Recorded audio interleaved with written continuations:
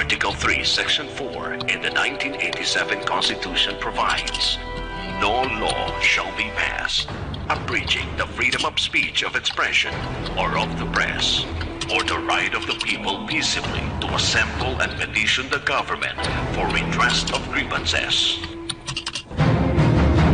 Mao kini ang haligi ug sukuranan nga gibasihan ni ining tulumanon.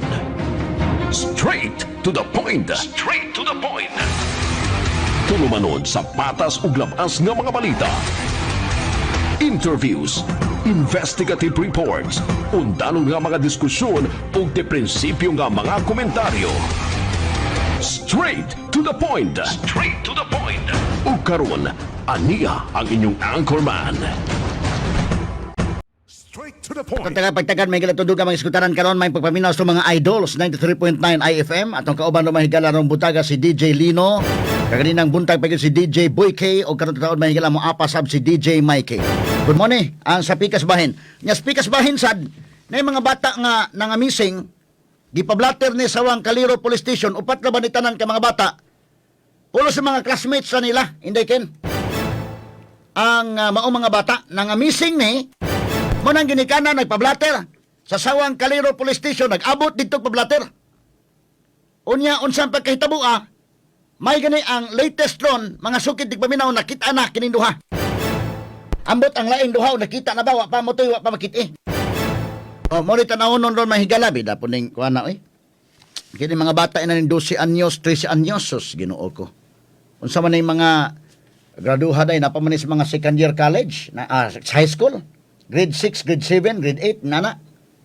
Grade 9. Na paita ini mahigala. Now, kining mga minor de edad, mga babae naman gituho ang missing kagahapon o mahinungdan nga gipablater ni gahapon sa Sawang Kaliro Police Station.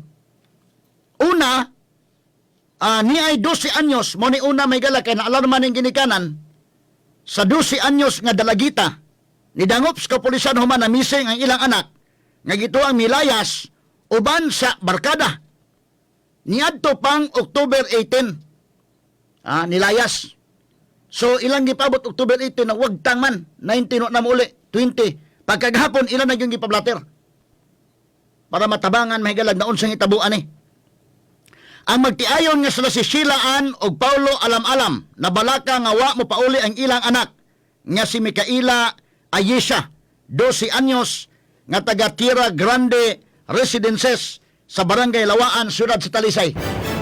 Mo nang ilang gipablater.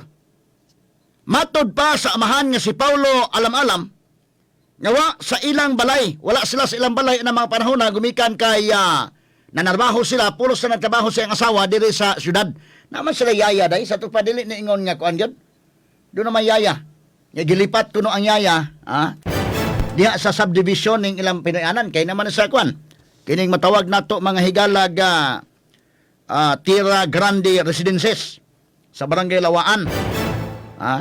Unya ang yaya ilang gilipat kuno ining maong bata ug unya ni moto na wa na mo pauli. Matod pa mga higala nga giangkon man ni sa nining Paulo Alam-Alam kining papa nga ila kunong nakasab-an ning bata. Nakasab-an pero dili ingon nga igo nga pagkasaba nga di na mauli.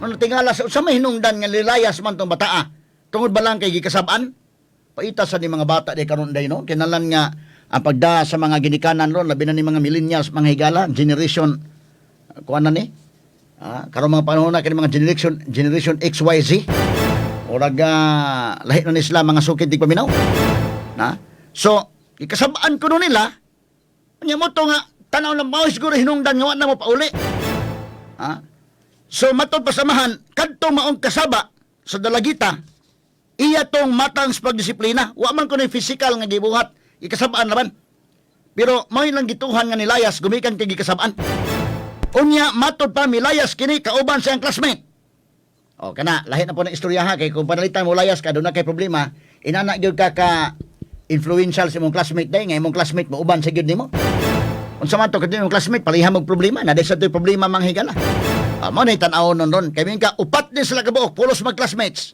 nga nang layas so nagkasabot ning upat now pwede man ning usa may galag gikasab-an sa ginikanan ang iya mga higalang problema dako kayo para niya mo nang enough nga mulayas siya pero kini mga classmates enough bang mulayas?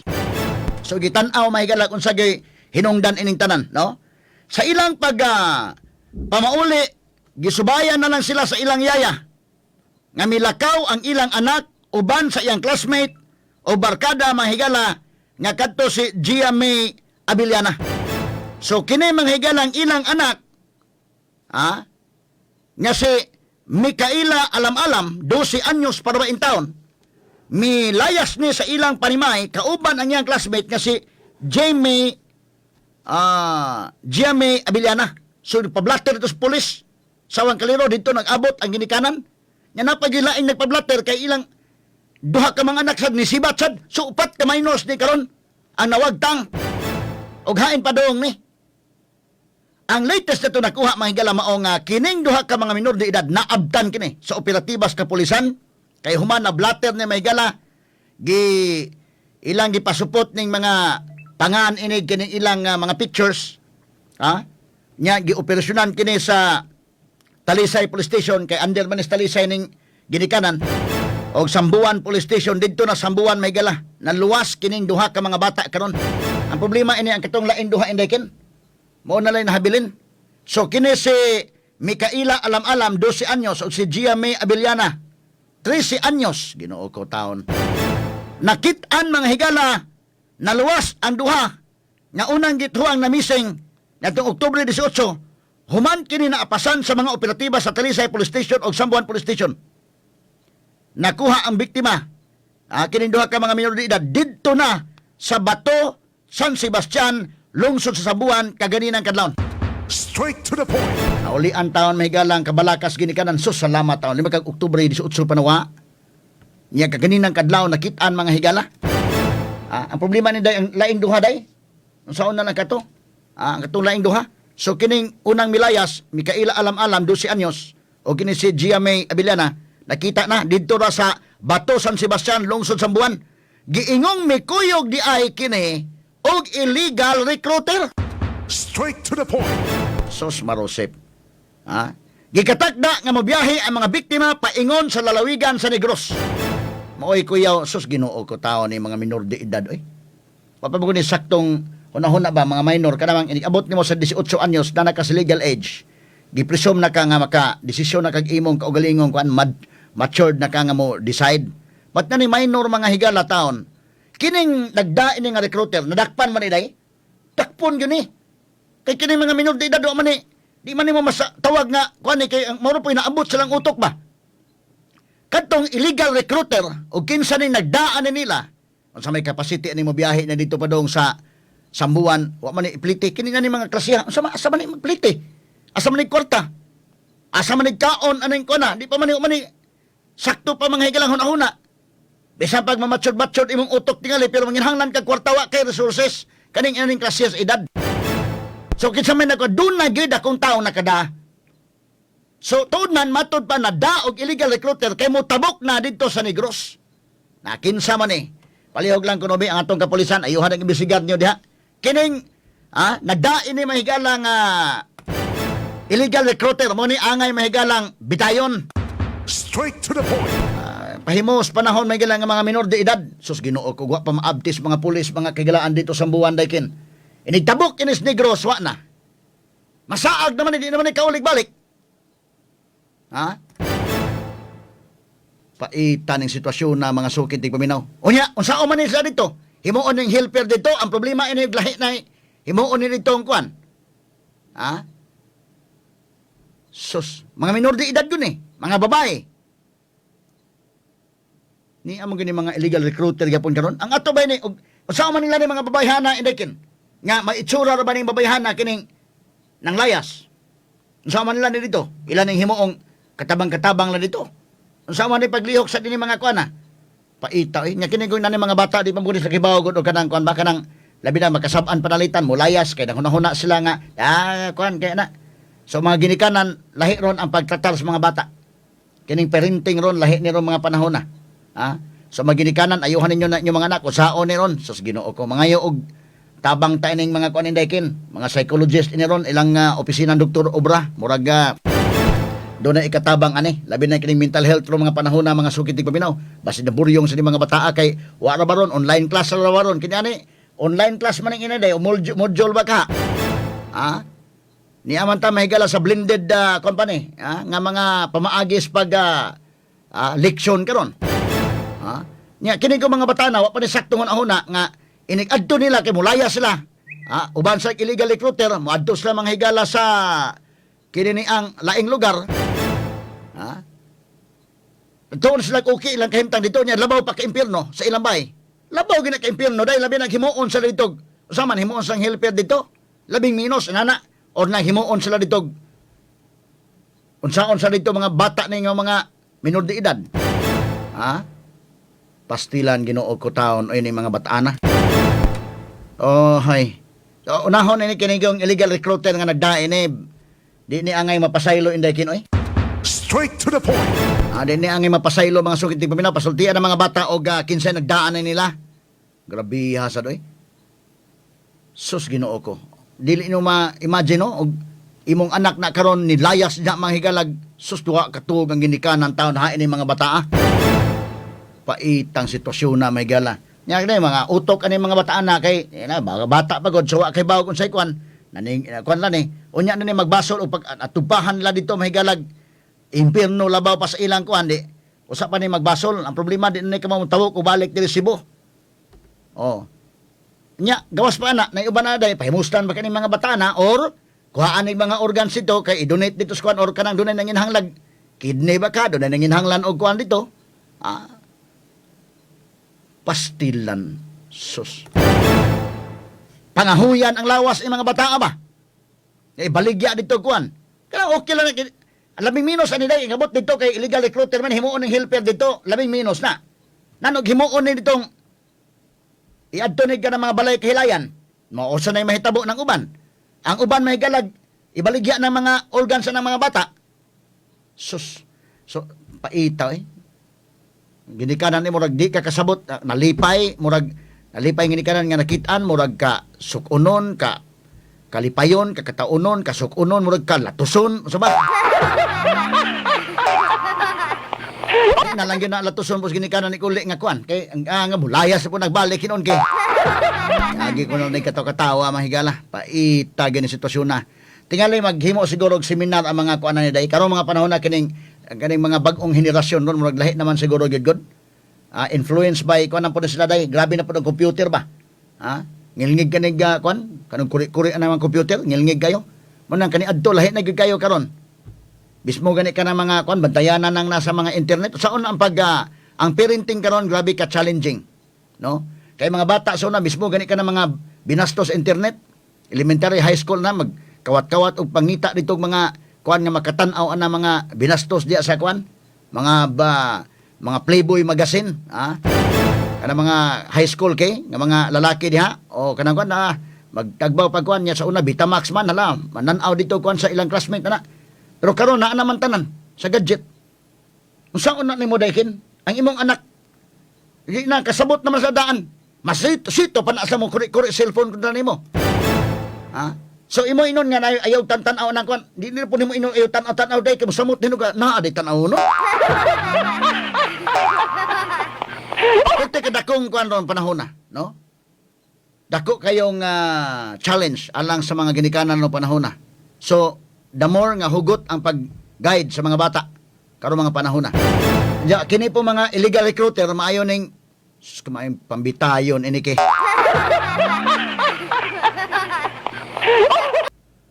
o gamay gani kay na absan kini sa Talisay Police Station o giman sa Sambuan Police Station didto na mga higala sa Bato San Sebastian lungsod sa Sambuan kay gidala dinig mga illegal recruiters mga sukitig paminaw mutabok na unta ngadto sa lalawigan sa Negros ato ning tagag pagtagad kay at least nakuha nagbalik sa atong kapulisan sila si Mikaela Alam-Alam 12 anyos o kini si Gia May Abiliana 13 anyos nga nabalik na mahigala na anak karon sa kustudiya sa atong PNP particularly sa Talisay Police Station nga mao mahigalay ni kuha ni dito sa Bato San Sebastian lungsod sa Sambuan. Nastulin niya ron at mahinabi si Police Lieutenant Colonel Gerard A. Spilare sa Talisay City Police Station, ang chief mga higala, aron nga ito magkuhag update labot ining maong panghitabo. Lahat ng tanong, straight to the point. Colonel Gerard Pilare, mayong buntag sir, live ta sa DYHP, RMN Cebu. Mayong buntag, attorney, og sa imong mga tigpaminaw. Kumusta sir, Colonel? No, at least atong gi-comment ang Talisay Police Station ani nga inyong nakuha pagbalik kini si Mikaela Alam-Alam 12 anyos o si Giami Abiliana. Pwede bang mahibaw-an na Colonel giunsa ninyo pagpamaagi nga makuha taon na to pagbalik ni mga bata? Upon receiving the report, mga few days ago, naghimo tag team para atong matrack sila sa atong gi-consider ang tanang posible nga anggulo. It could be nga naay ga influence nila sa social media or ila-ila ra ni nga habot nga mulakaw, no? So nag-intel gathering ta atong sharing mga kauban sa Facebook, and eventually we got information nga ang una adto dito sa Cebu City, then atong gi-adto sa Cebu City, then finally we got reliable information na naano sila sa fund para maadtong Negros. So nag-coordinate ta dito sa place, ni proceed ta dito, and team ato sila, no, kagabi. Dito na ni sa kwan, Colonel, mubiyahe na unta padong sa lalawigan sa Negros, dito na sa pantalan gini niyo nakuha ni? Actually wala, diri pa ni sila sa ilang gi-stayhan nga balay, unya karon unta to sila adlaw mo adto sa Negros, but na sa atong timely intervention na rescue nato sila, and we are glad to report that they are safe, and they are now under the custody of their parents. So nanas na sa ginikanan, nagkakita na sila, Colonel, kasi pagkakaroon? Gi-turnover na to sa DSWD, then karon naana sila sa parents. I see. Okay. So, maayo noon, no? Maayo noon. At least, kuan na, kanan na ang nagkakita na siya balik sa ilang kuan. Kumusta man to nagdaan nila, Colonel? Nga matod pa, doon ang illegal recruital, tinuod ni? Ato pa ng gitanaw, na mga personality sa Facebook nga atong gitanaw. But during the rescue, sila ra atong na abtan. We are digging deeper, attorney, kung naabay nag-influence nila. But ang klaro lang ni their communication started in Facebook. So kayo, no? It's a warning to parents to really check on the social media activities of their children. Bitaw, no? Unya, kini upat man tong gika-report. Ang duha ra nito nakuha ron or duha ra gina sila original nga kuan or sa may tinuod gina ni Colonel, upat na sila or duha ra? Duha ra ning reported nga missing ato. Nay usa nga naghimo mo sila group chat nga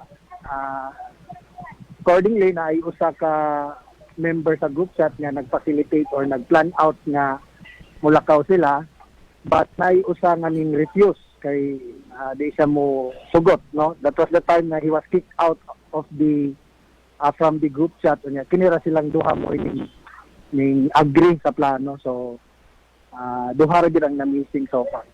So katong upat nga gika-report, wala na to. Katong duha kita na tundaan. Kaning duha na lang oy latest nga nakuha nato sa ato pa kung atong i-account tanan, ang upat ka mga bata naana na to sa kustodiya sa parents o sa gobyerno na nga side. As far as we are concerned, kataramang duha itong dipangita. I see. Okay. So at least ang duha na nato, nakuha na nato. So unsa man dadon pa ni sa inyong police station na Colonel Pilare or dili na?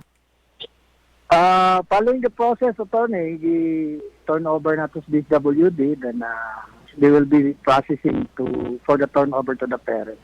Pero at least karon mga panahon na nag-uban na sila ang parents o ang mga bata. Yes, we believe so nga naana silang parents. Pero mas maipod nga to masusi itong kinsa kaning responsable nga recruiter ani Colonel Pilare, no? Kay kining mga bata minor de edad murag di man sila makahimo siguro sila raw man sila mga capacity, resources nga ilang magamit nga mobiyahe sa dagkong lugar o lagyong lugar.